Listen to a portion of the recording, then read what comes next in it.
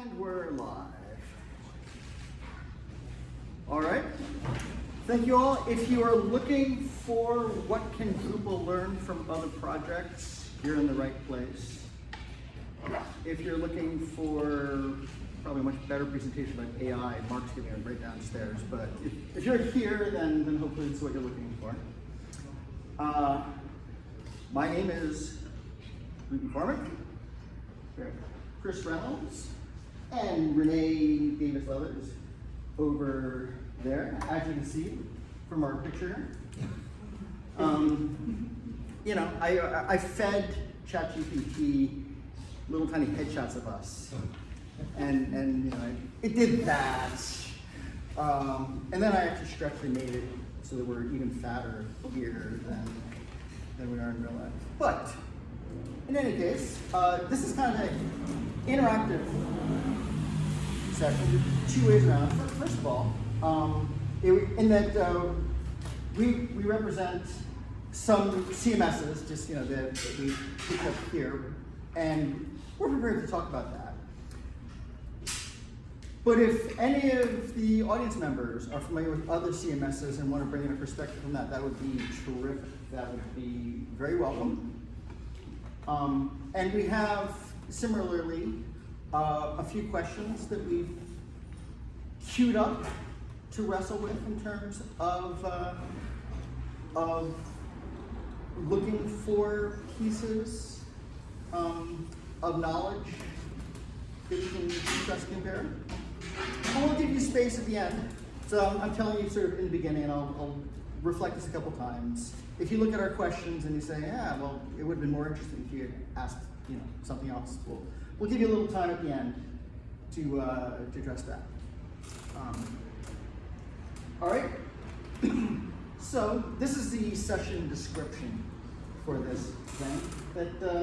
Luke did not attend the accessibility thing. Yeah. Yeah, that's not how it works for one slide there. Yeah. That's so. Moving on. Moving on here. These are the 5 initial questions that we're going to wrestle with. Why do young people choose or not choose to get involved in the platform? What's the entrance look like? What are the options for marketplace and monetization? How do people make money in the things? What are the balances between the developer experience and the site builder experience? And that kind of presumes that everybody cares about the ultimate end user, the people actually visiting the websites that these things create. But that's important too. If there are differences there, that would actually be worth highlighting for various reasons. What do you like about your home team here? Assuming, not really. For the purpose of this discussion, we're pretending like we're particularly partisan towards a particular platform, and we'll ask shortly, coming up any second now, if there's anybody that wants to is familiar with other platforms that we'll talk about. And market concentrations, which the question we'll talk about that later. So, should we do little intros? I think so. Yeah, okay. Because that'll sort of set it up where we're from. All right, so I'll start. To nobody's surprise. My name's Luke McCormick. I've been building websites since 1993, but I've been building Drupal websites since about 2009. So 18 years ago, I guess I started looking towards Drupal. And I'll give I've got maybe a slightly different story from a lot of Drupal people that I think is relevant to this. And then I came into Drupal not so much as a developer, but as a business person. I worked for the Drupal Association, selling sponsorships for DrupalCon, and started as a business analyst and project manager. And I'm kind of an ex-coder, and I know code, I've always looked at the code, but that's not really like my focus. I'm definitely interested in sort of the business side of it, and I'll maybe work some things in there. Chris? My name is Chris Reynolds. I've been in the WordPress ecosystem for about 20 years. I also started making websites sometime in the 90s. I've done worn a bunch of different hats in the WordPress ecosystem. I had started off just building stuff for myself, and then I started freelancing, and then I started working for a plugin development company, and then I got into making online developer training about WordPress, and then I did agency stuff, and then I went to Pantheon. I did work at Pluralsight, but that was earlier. Pantheon, where I was a software engineer with a WordPress specific focus, and then I moved over to developer relations last year.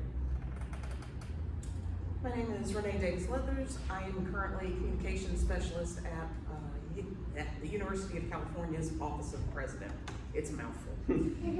I'm the same timeline as them, late 90s for the first websites, and then I came into Joomla, which is what I'm going to talk about today, from the agency side. I was a creative director at the agency that I worked at, and I was one of the more technical people on the team back in the early 2000s. And we started spinning up large portal-based websites for our clients, news aggregators, catalogs, stuff like that. But Joomla was just a shockingly cost-effective way for us to recover money back from what it would cost us to buy a CMS, particularly in the 2000s. At that point, after I'd used it for a few successful times, I joined user groups. I started running a user group for a while. A team of people and I ran the one out here in San Francisco. But around the late 2010s, it started to die off, and my needs were for something that was as stable as it was, able to do the other things I needed. But I also needed to stop doing tech maintenance. I did not want to manage websites anymore. That's a wonderful job for youngsters. And so that's why when we moved up to Drupal, I had to hire people, which is great, but I also learned where Joomla's pain points allowed me to thrive, where Drupal has impediments, where I've not been able to use that particular tool to thrive in the same way. So I'm just going to talk today about sort of the differences in community, and I think why Drupal probably is doing better than Joomla does and ever will, but why that's okay. I should actually mention in that early, before Drupal time that I was in, and this might be another story, is that before I got into Drupal and CMSs, I built a whole bunch of my own content management systems. I came from a world where I would construct a CMS in Cold Fusion, in ASP, in JSP, in Vignette Stories Server. There's probably a couple of others that are in there too. So, and that's actually how a lot of systems are currently still. There's I looked at a market share map, and of the very biggest sites, of the sites that the top, I think 10,000 sites I looked at, 25% of them are custom built CMSs that aren't anything off the shelf at all. So that's a factor in there. All right, so anybody here? This is the first volunteer time. In my description, in our description, we mentioned Craft CMS, which is a total lie. None of us know Craft CMS. So, is there anybody that knows Craft CMS here? Because that would no. I can invite you up. Is there anything that I've installed it. Yeah. Yeah. All right. Yeah. I mean, it kind of reminds me a little bit of some of the attempts around doing static site generation. Yeah. But its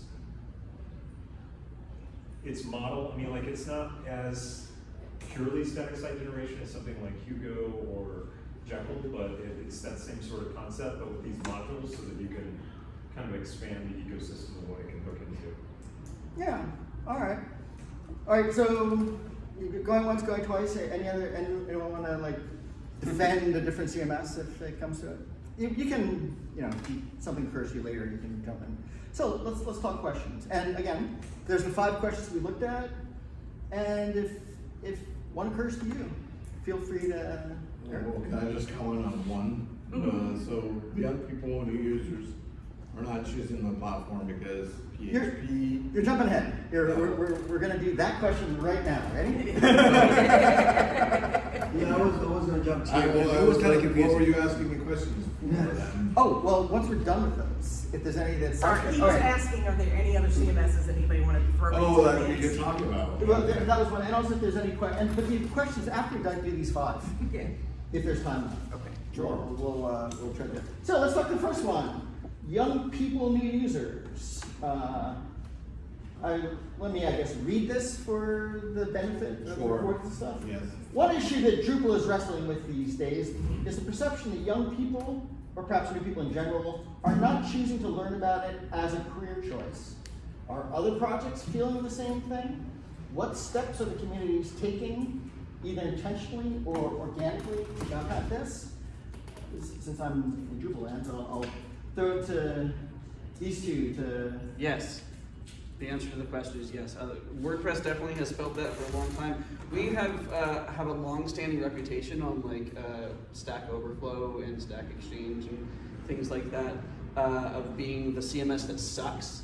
So that I think affects people not wanting to use WordPress because they don't want to use something that sucks. It's a long, and it doesn't really matter if any of the points that they make are particularly still valid. It still has that reputation, and also what you were saying, Eric, about PHP. Yes, for sure, PHP is also much maligned in the dev circles. Yet somehow you have 80% market share. Somehow we have 80% market share. So something's working. What is working, do you think? What is working is, I think we have a long history of backwards compatibility, so you don't break stuff between versions. That's a big one. Yeah, I mean, It's terrible. I feel like that's worked in our favor quite a lot, as Drupal versions have required major refactors. WordPress really hasn't. And I think that there has been a lot of emphasis on trying to keep the user interface, the admin, as intuitive as it can. And obviously I think it is probably more complex than it needs to be, especially in comparison to things like Squarespace or Wix, or there's other things that people are moving toward that aren't either of any of these things that we're talking about at this table. But that's also, I mean, certainly for me when I was first coming into it, I had looked at Joomla, I'd used Joomla a little bit. I had used things like Zencart and Magento, and compared to that mess, WordPress was a sight for sore eyes. Can I add? Go ahead. So, so here's what I think young people it's struggling on the side. Well, they have way more options now. You mentioned Wix, Shopify, Webflow. You don't have to run your own There- web server. There's a Yeah, policy exactly. on They that. give you the whole thing already. Yeah. But as far as WordPress, I think WordPress is a great platform and it provides a lot of tools as a developer, like category blocks. You can build different ways of category blocks. Advanced custom fields is a nice tool to have. As a developer, it will help you a lot. However, there are other things that makes WordPress as Webflow, like Elementor, Divi, and all these site builders. I think those are affecting the reputation of WordPress and the WordPress community itself. Me as a developer in the developer experience, I don't like those. Yeah, I was gonna But- say, in a good way or a bad way? Because I hear those things. You I'm start like, saying that WordPress had a bad reputation in these areas, and I think it's because of that. It's Stack Overflow or anywhere. Why young people is not picking that? It's because it's easier to go these other ways and focus on other things. And right now we have headless everything, so you can focus things like React and Angular that you can learn, and together with the AI, you can build a really fast website or platform with Shopify and React, Yep. right? Or Elementor. And those are things that are, it takes easy to build a website. If I can provide, like you as a business person, if I can tell you, I can get you a website in 3 days, well, this guy who is a great developer is gonna give you a website in a month, both doing the same, while his platform is well robust and it can develop or add more value on your goal. Mine is faster and cheaper. Yeah. So those are the points. Easier and cheaper.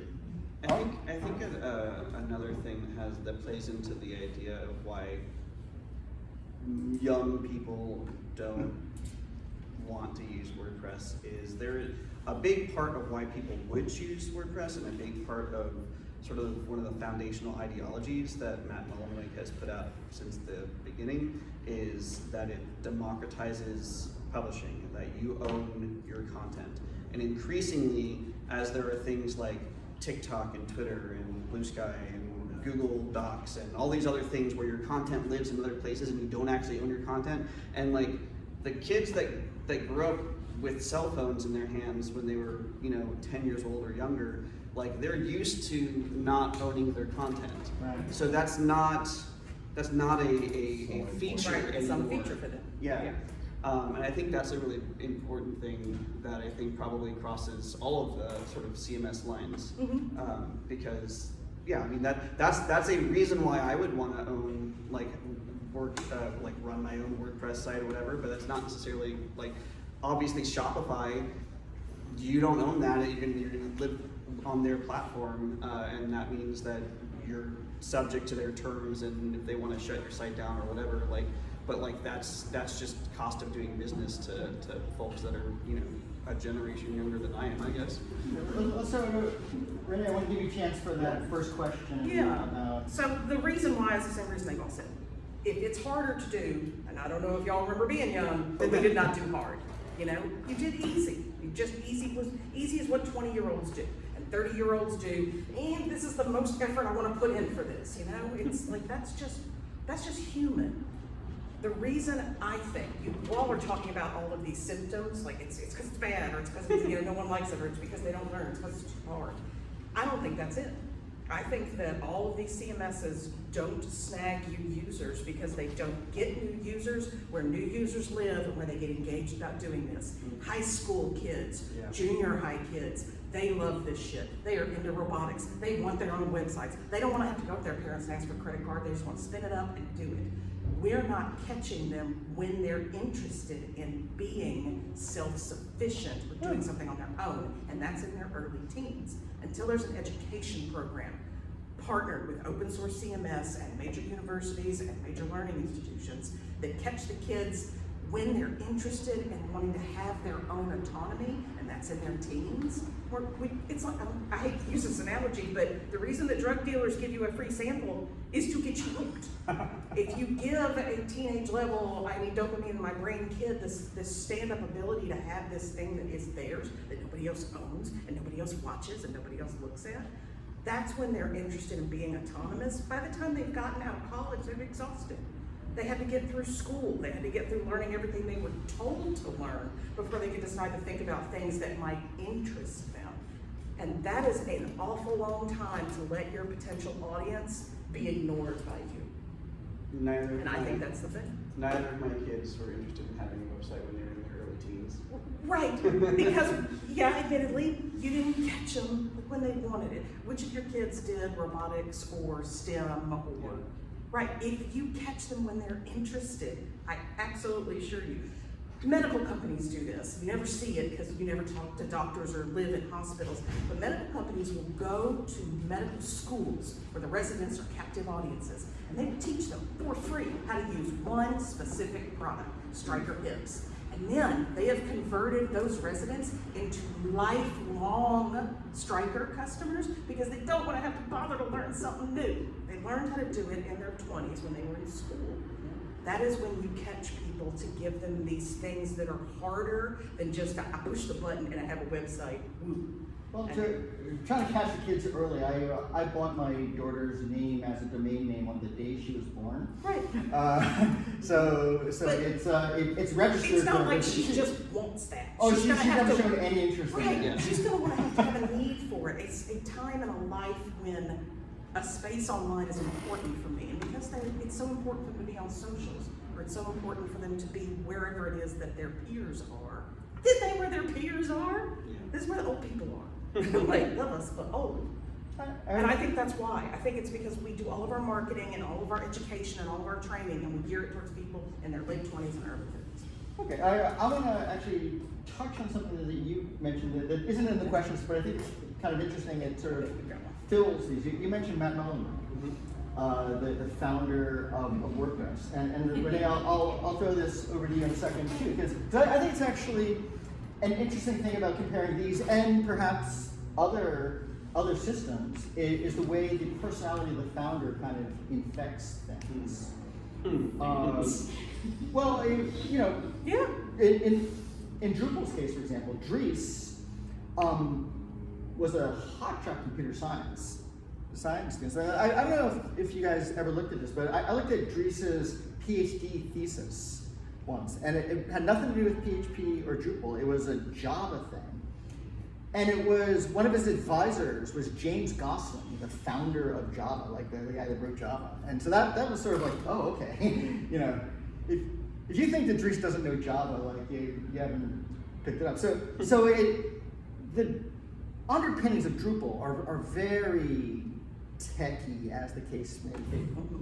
Whereas Mullenweg has a different story, right? Yeah, he's a high school dropout.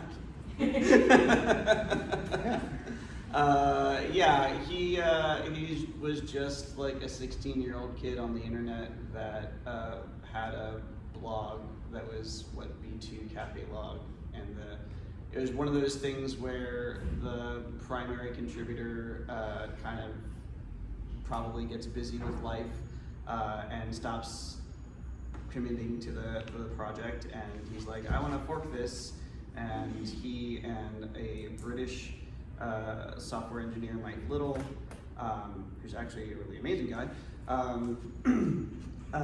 said I'll help, and they forked it, and so it wasn't even like it wasn't foundationally built up from the ground as its own thing. It was a fork of another project, but it was forked at a time when some of the larger sort of proprietary paid type of blogging and or content like publishing platforms like TypeScript or type.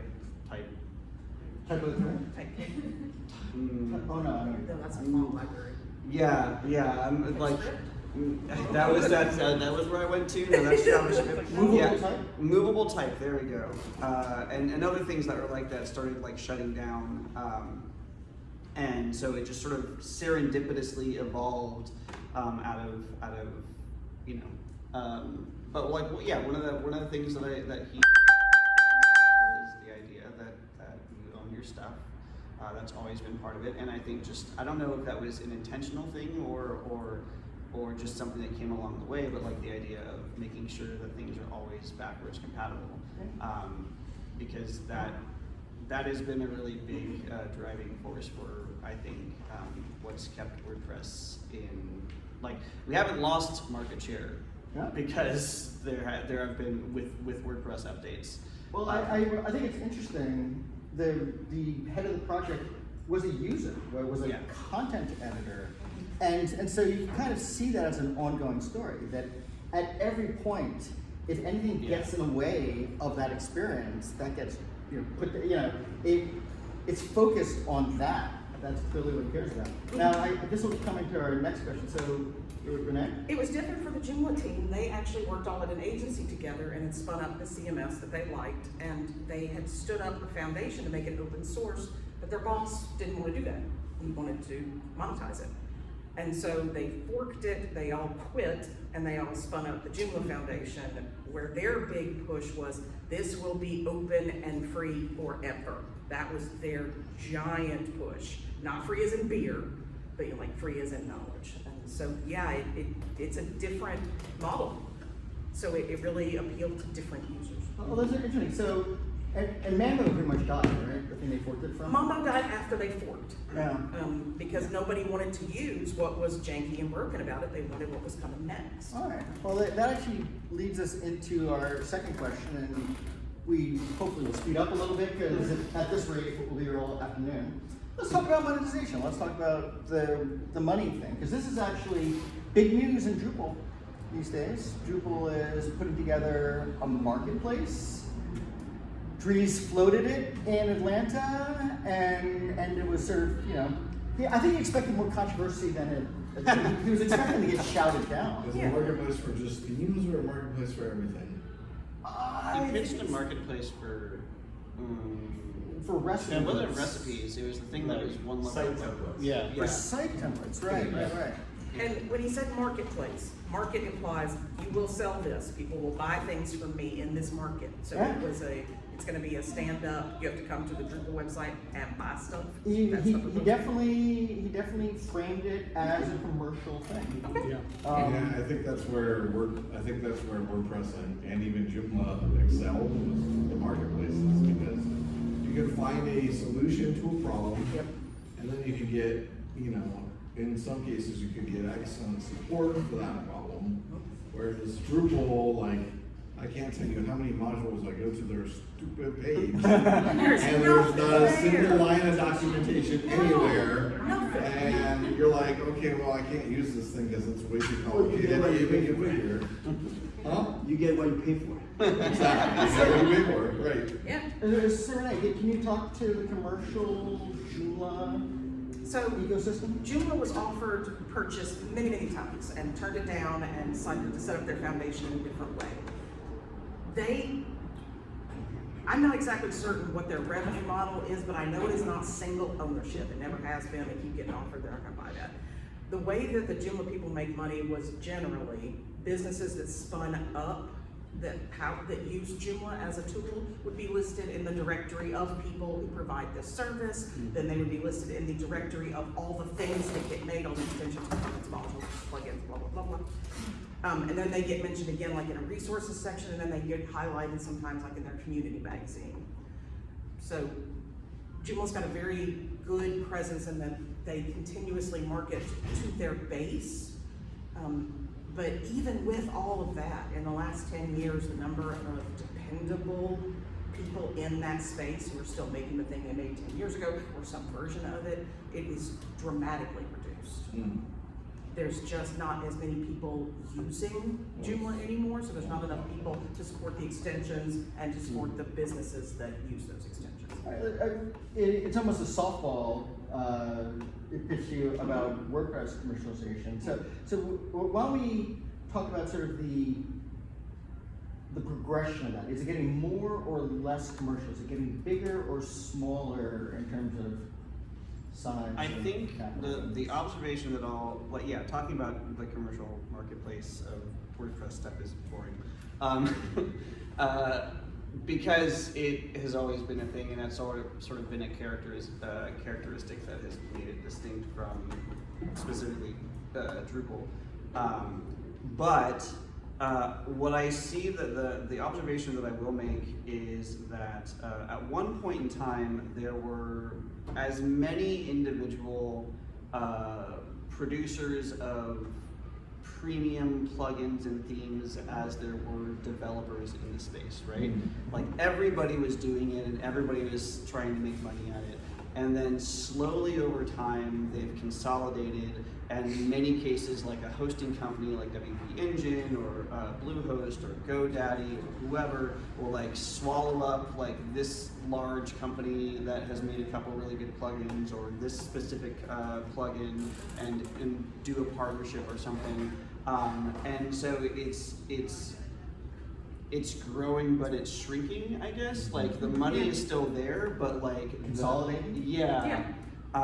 And there's less of a sense of like me as an individual developer, I can make money by, coming up with a plugin idea and then putting it out into the marketplace and then make anything off of it.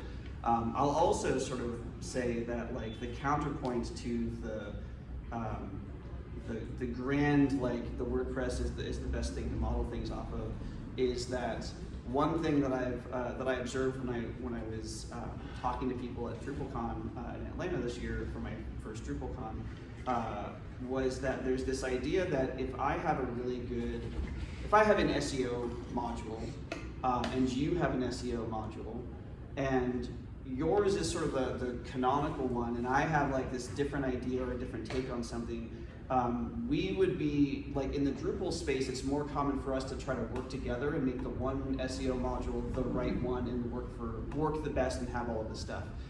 In the WordPress space, if I have an SEO plugin and someone else has an SEO plugin, I'm probably not going to work with them. I'm going to focus on my thing because that's my IP and I might go ahead and sell that. And that's one of the things that like I really like, the Drupal model of like cooperation and collaboration and things. Which was not true when it comes to Drush and the Drupal console. You remember? No, did they work together? No, they did didn't. not. They didn't. They didn't want to work together. Really? It was a big thing. I knew the people, and I didn't realize they had like a relationship. I was not intending to bring drama to this movie, but it was like, I was just pointing out that, yeah, it's not always true in Drupal, but I get your point. Yeah. And there's downsides to large groups of people collaborating. Everybody's got an opinion. Sometimes it's nice to have a guy who's in charge or a girl who's in charge. When you don't have that, it's harder. Yeah. So, Chris, you were just giving the example of like sort of the difference in module collaboration, but how has that also affected like some of the big advancements in Drupal have been in like really heavily used contrib stuff going into core? How does that monetization of the plugin ecosystem like how has that affected like the ability to actually have this open source core? That's a very interesting. There's an interesting like balance, which has to do with like where, I don't know, the power sits. Because Matt Mullenweg, you probably, maybe you don't know, but you probably know, is also the CEO of a company called Automatic that is a commercial entity that sells WordPress as a hosting thing. So it's in charge of WordPress VIP, which is a platform.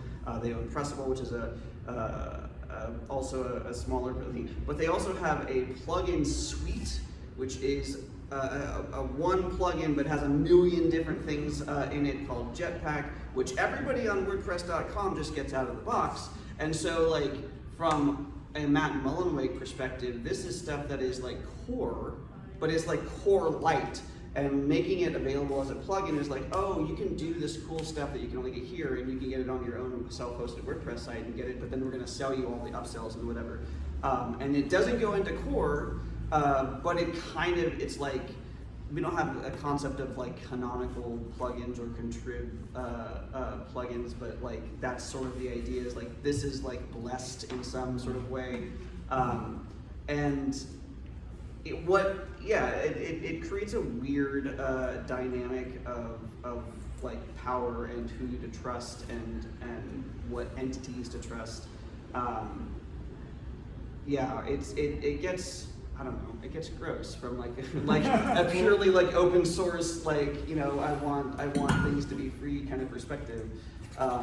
And I think it feels gross because that's where the money comes in. It's Yeah. not free. It's kind of free. It's the concept of Well, free. then you but got it's not. what he gets Yeah. when you get to a module page that has no documentation, right? Yeah. So you got in the middle of being open source where you fix your house and paying rent. Like same thing. You either rent a house or buy a house. If you buy a house, either you hire a professional that's gonna fix your stuff, or you rent a house and your landlord is going to take care of everything. Yeah. Yeah, it's the same thing. So you wanted that? Good analogy.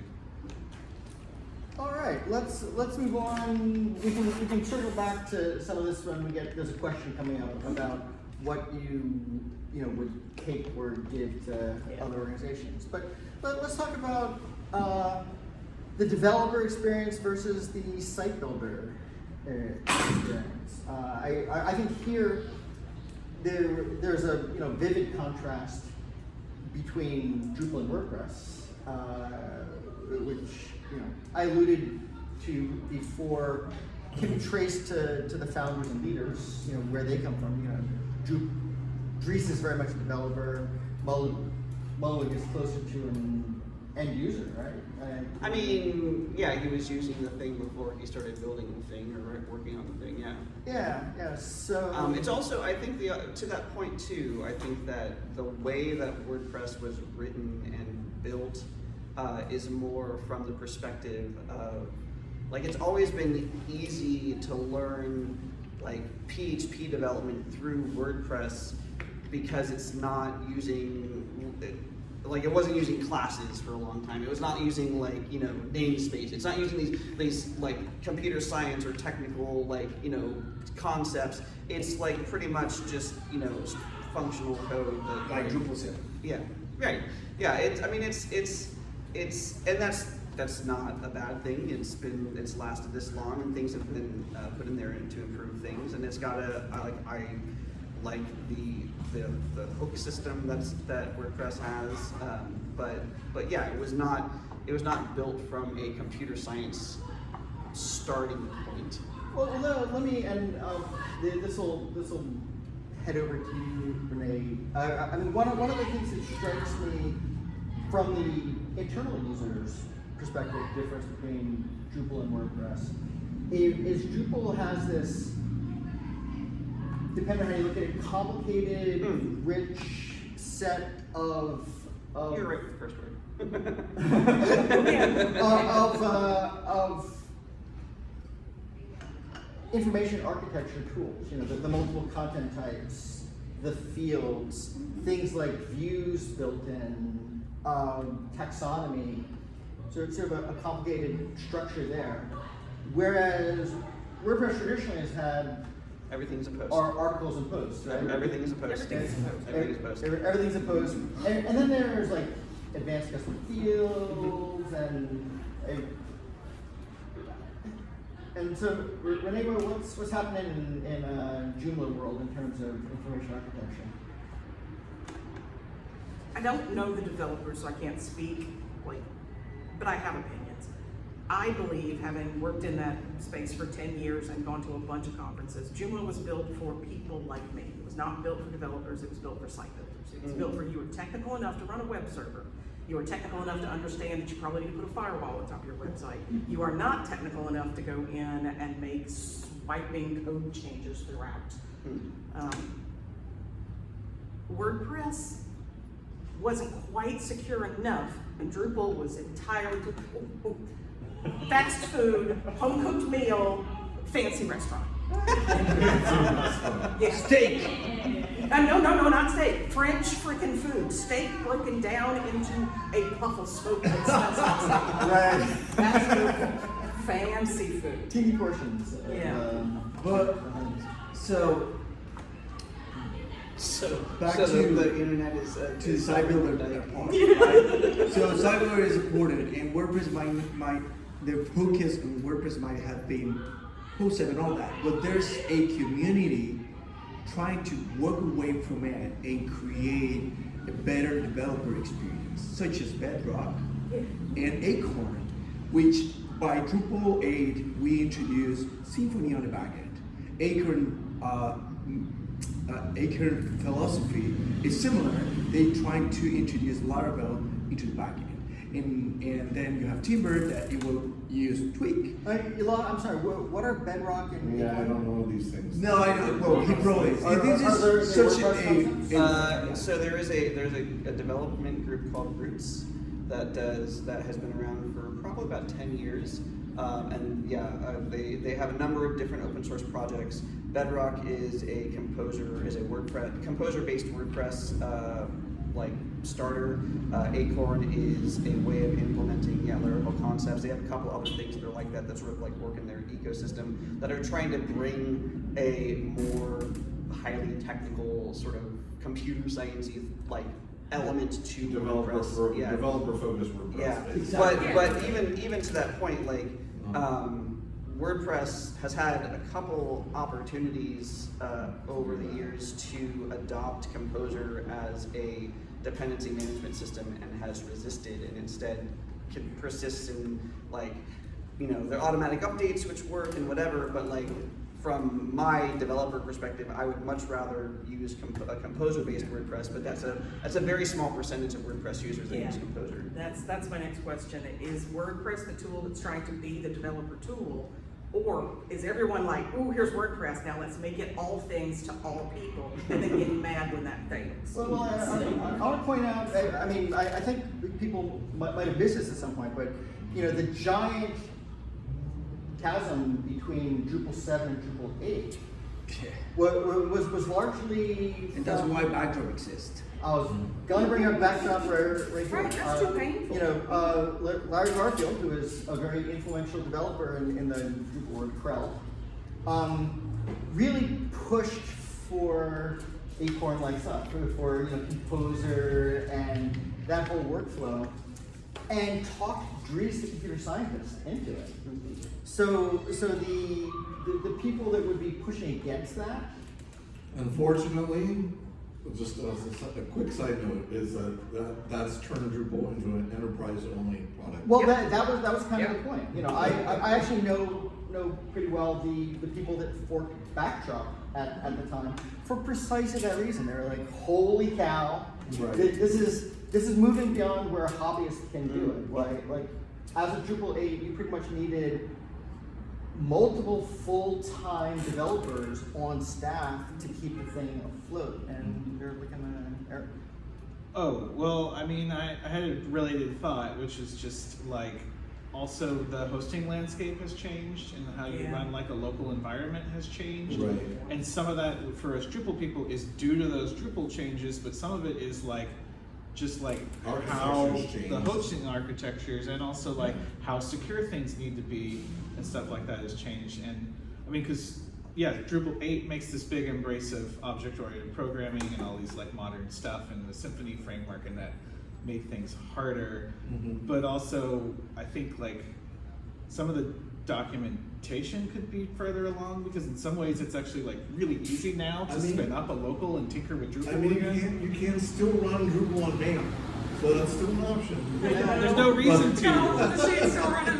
Yeah. You can put like 3 or 4 commands in your command line and have Drupal running. Oh, I know. If you walk through the right steps. But I'm just curious with the other ones as well, like how you've seen the hosting landscape and the hosting architecture change how people are using it, how people are developing, how people are getting started. I think it factors into this site builder question, but also like, WordPress clearly, like how much of that 80% is not self-hosting, right? Like how much of that 80% is WordPress as a service?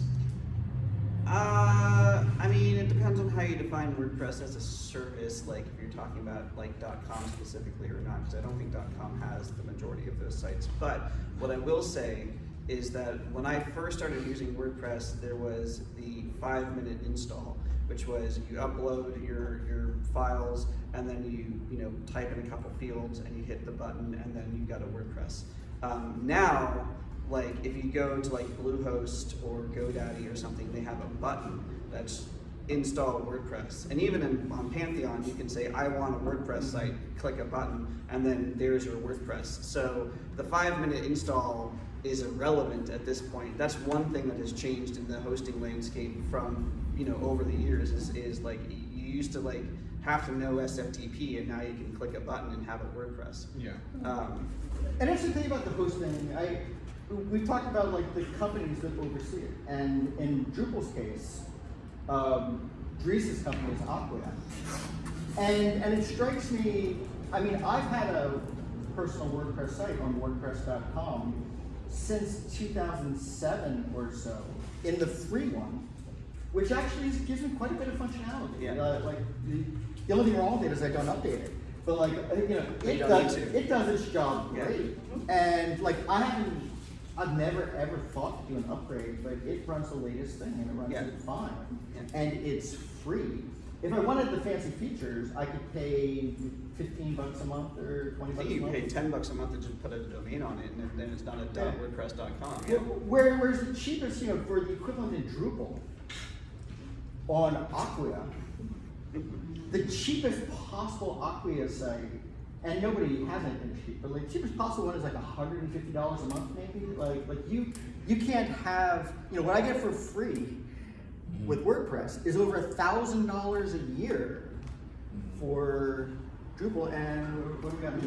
Is there? Do the There is a founders spin- have there that? is There is a spin up your very own. easy spin up tool. I think where Joomla early grabbed onto what WordPress was also doing was the installation process could not be upload a bunch of nonsense to your server via FTP and then do magic stuff. It needed to be button, click, click, here we go.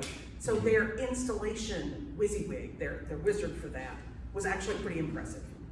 For its time, nothing else was as easy as spinning up a dependable multilingual Joomla site in 15 minutes. Yeah. And with one of 3 site templates, right? Like I've installed Joomla Yeah. just to see it, Right. and it offers like 3 fully Fully baked realized usable templates. things, Mhm. right? You'll have fully functional site out of the box. You could, with maybe a couple of hours of work, you could have a fully functional, multilingual, authenticated site stood up. I think So we're all balancing developer experience and site building, it depends on the goal of your website. Right. If it's a simple website, one developer, let's go with an easy end user experience, site builder, one click button. But if there's a huge platform, let's create a developer experience where you can integrate Composer, good development, continuous integration, testing, all that. So you can have a robust platform. That's what I think. All right, so I'm realizing that we're going to run out of time before we like have too much things. So we're going to skip the last question because I don't think we really care. But this one's pretty good though. You know, this question of what's your platform's biggest strength. I mean, you know what, and you know, I'm representing Drupal here. So basically we're asking Joomla and WordPress. What's it called? WordPress, right? Yeah. All right. Well, it might be called WP WordPress soon. What should Drupal steal from you? What are we not doing that you do that we could do that we should do? I would like an improved installation experience in a graphical way. I love the Composer stuff, I really do. I can do it, it's not hard. But I'm a designer. I am not a developer. I'm a communicator. My job is to talk to the tech guy and then talk to the business guy. And since they, for some reason, don't speak the same language, I translate. So sometimes you don't want to go get the developer involved. You're like, I don't need a development conversation about this. Yeah. And in those cases, Joomla is very powerful. Like, it is very empowering to be able to stand up things quickly without having a lot of overhead that comes with it. That's why I love the Drupal CMS installation. Yes. Because I don't know Drupal, but I installed Drupal CMS and I feel like, oh, I understand it, this. Like I get this, yeah. Let me ask you a question about that. Do you believe it? Like it's telling you it's doing things. Like how confident do you? I believe it because I've been Yeah. trained to believe it. Yeah. Because installing WordPress and Joomla for a decade, when it's done, if you see a website, it worked. I trust that it's doing something. I don't like I see it giving me words. I'm like, okay, it's probably doing that. And then you turn on the debug because the debug is delightful. You turn it on the back end and the front end at the very bottom of your page. It just spits out everything that happened. Joomla's great for that. I think Drupal could do this. Eric, what's I on your just wanted mind? to make a quick comment on Joomla. Their development cycle is extremely It's slow. painful. And that is actually, I think, a positive thing because it doesn't change that much. Right. And Drupal is moving so effing fast that it can be extremely frustrating. the amount of effort to go from CK Editor 4 to 5 was just impossible. Hard to believe that. And we haven't even done it yet because it's taken 9 months to get prepared for it. Wow. And I just think that people on the Drupal side, if they want to maintain a product, they need to learn to tamper back a bit.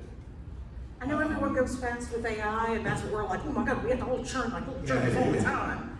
But we really don't. WordPress is very good at maintaining compatibility Yes. and not breaking things. Although Drupal is really bad at it. I wanted to ask you actually about, because WordPress has had this long history of backwards compatibility, except for Gutenberg. Gutenberg was this giant change.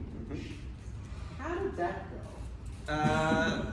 I think that Gutenberg was rushed into WordPress before people were ready for it because Matt wanted a big reveal at WordCamp US that year.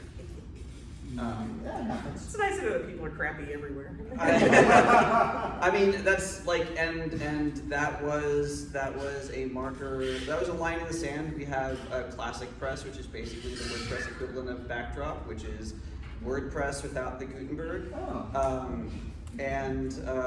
There you can use it. It works. You can install plugins on it and whatever. Obviously, it doesn't have the Gutenberg editor. I think Gutenberg is fine. I think Gutenberg is good now, but when it was dropped in, I think there was a lot of resistance, and I think that a lot of that resistance was rightfully so. And the classic editor plugin, which is like the most popular plugin. Yeah, exactly. That you cannot use Gutenberg. It's like a plugin to use the old editor. Yeah. Has it just become norm in the development world for us to purposefully put out software we know is not baked so that we get free user testing with all vision? Like, is that the thing now? It kind of feels like the thing. It is now. Yeah, Just yeah. invested in it, oh my God. Eric, I wanted to harken back to the question about the young people today and whatnot, which is like there's also been this trend lately for people that are interested in something outside. I mean, like there's a whole conversation we could have about like how social media and the sort of platform content has sucked away both developer talent and like people like where people want to put their stuff and like versus the open web. But there is like this sort of rise right now of things like NeoCities and this whole like indie web movement. I'm curious what you think about how each platform could appeal to that kind of growing segment of the web and be like the next step for someone that wants to actually create their own thing. All right, we're over time, so let me just answer in like a sentence or two what you think about that one, then let's call it a day. Okay. I don't have an answer. No, I mean, I think that's a really good point. Like, I think that, I think that it's a thing that WordPress is, I mean, one of the realizations that I came to when I went to Atlanta this last year and I went to the community summit was, oh, Drupal has this problem too. Because we've been hearing this in the WordPress ecosystem for years and years that there aren't new people that are coming to WordPress and they have been trying to figure it out. And there's like now a college credit system that's being put into some schools, which is to your point. But yeah, I mean it's been something for a while that we've been trying to wrap our brains around. And I just think it's an opportunity. There were a lot of reasons why open source exists, but if you ask me, the big reason open source as a concept is so popular is because of the shit that Microsoft did in the 90s where the United States government went, bam, antitrust. Now you have to be responsible for the open source movement, Microsoft. And there was a shift there where we all reacted to that.